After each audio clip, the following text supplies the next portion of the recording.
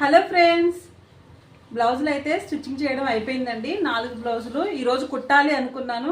ఫైనల్గా అయితే స్టిచ్చింగ్ చేయడం అయితే అయిపోయింది. రోజులాగే ఆటంకం ఈరోజు కూడా వచ్చిందండి. గాలి వాన అయితే పడింది. ఈరోజు 4 గంటల నుంచి 6 వరకు కరెంట్ కూడా లేదు. అయినప్పటికీ కూడా ఈరోజు అయిపోవాలని చెప్పేసి కస్టమర్కి రేపిస్తానని చెప్పాను. ఇప్పుడు నైట్ అయితే చేతి పని నాకు చేసేసుకోవాలి. సరే అయితే యాక్చువల్గా ఈ బ్లౌజ్ కుట్టినప్పుడు చిన్న పీస్ అయితే మిగిలింది.